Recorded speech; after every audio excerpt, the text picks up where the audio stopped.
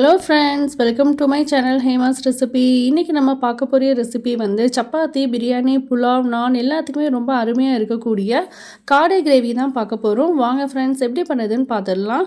Cooker எடுத்துக்கோங்க. அதில் எண்ணெய் ஊற்றிட்டு எண்ணெய் சூடானதுக்கப்புறமா அரை ஸ்பூன் அளவுக்கு சீரகம், அரை ஸ்பூன் சோம்பு, கொஞ்சோண்டு கருவேப்பிலை, ஒரு வரமிளகாயை பிச்சு போட்டு நல்லா தாளித்து விட்டுருங்க.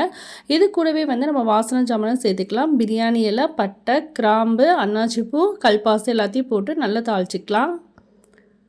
நான் செய்கிற காடை கிரேவி வந்து ரொம்ப டேஸ்ட்டாக சூப்பராக இருக்கும். சப்பாத்திங்கன்னா வச்சு சாப்பிட்டிங்கன்னா ரொம்ப அருமையாக இருக்கும். கிரேவி செய்கிறதுக்கு 3 பெரிய வெங்காயத்தை நீளவாக்கில் கட் பண்ணி வச்சுருக்கேன். இதை வந்து நல்லா வதக்கிக்கலாம். வெங்காயம் வதங்கிட்டு இருக்கிற டைமில் வந்து நம்ம இஞ்சி பூண்டு பேஸ்ட்டை ரெடி பண்ணி ஊற்றிடலாம். இஞ்சி பூண்டு பேஸ்ட் வந்து ஒரு 2 ஸ்பூன் அளவுக்கு இஞ்சி பூண்டு பேஸ்ட்டை ஊற்றிட்டு நல்லா நம்ம வதக்கி விட்டுக்கலாம். கூடவே கொஞ்சோண்டு உப்பையும் போட்டு நல்லா வதக்கி விட்டுக்கலாம். இஞ்சி பூண்டு பேஸ்ட் போட்டதுக்கப்புறமா வந்து உப்பு போட்டிங்கன்னா வந்து கசப்பு டேஸ்ட் இல்லாமல் இருக்கும்.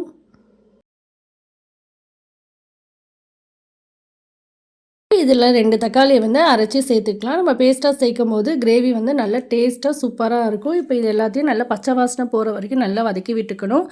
தக்காளி எல்லாமே நம்மளுக்கு எண்ணெய் பிரிஞ்சு வரும், அந்த அளவுக்கு நம்ம வதக்கி விட்டுக்கணும். அப்போ தான் வந்து நல்லா டேஸ்ட்டாக இருக்கும்.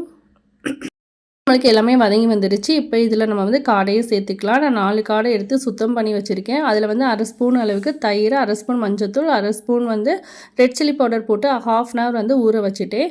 இப்போ இதை போட்டுட்டு 2 ஸ்பூன் அளவுக்கு மல்லித்தூள், அரை ஸ்பூன் வந்து கரம் மசாலா, 1 ஸ்பூன் அளவுக்கு ரெட் சில்லி பவுடர், அதுக்கப்புறம் வந்து 1.5 ஸ்பூன் அளவுக்கு குழம்பு மசாலா பவுடர், இது வீட்டிலே ரெடி பண்ணது. இது எல்லாத்தையும் போட்டு நல்லா வந்து பரட்டி விட்டுக்கணும். மசாலா எல்லாம் நம்மளுக்கு காடையில் படணும், அந்த மாதிரி நல்லா பரட்டி விட்டுக்கணும். மசாலா எல்லாமே வந்து காலையில் ஒட்டினதுக்கப்புறமா தான் தண்ணி ஊற்றணும். அப்போ தான் வந்து நம்மளுக்கு காடைக்குள்ளனா டேஸ்ட் வந்து நம்மளுக்கு இறங்கியிருக்கும்.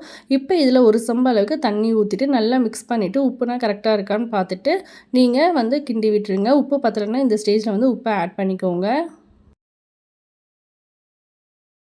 இதில் வந்து ஒரு 4 சில்லு அளவுக்கு தேங்காவையும், அரை ஸ்பூன் அளவுக்கு சோம்பையும் நல்லா நைஸாக அரைச்சி சேர்த்துக்கோங்க. இந்த இது தேங்காவும் சோம்பும் சேர்த்து செய்யும்போது ரொம்ப டேஸ்ட்டாக இருக்கும். கிரேவி வந்து உங்களுக்கு நல்ல திக்காக இருக்கும், டேஸ்ட்டும் அருமையாக இருக்கும்.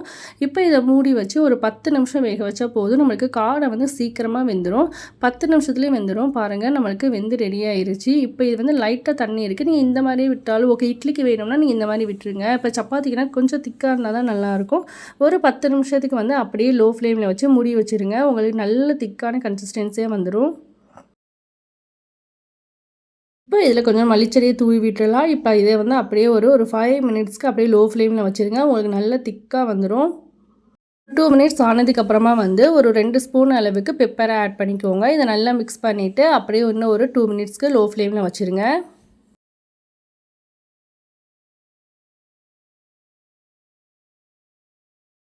கிரேவி நல்லா திக்காயிருச்சு. இது வந்து செமி கிரேவி மாதிரி நான் வச்சுருக்கேன். இது வந்து சப்பாத்திக்கு இப்படி இருந்தால் தான் நல்லா டேஸ்ட்டாக இருக்கும். காடையிலையும் வந்து மசாலா எல்லாமே ஒட்டி சூப்பராக இருக்குது.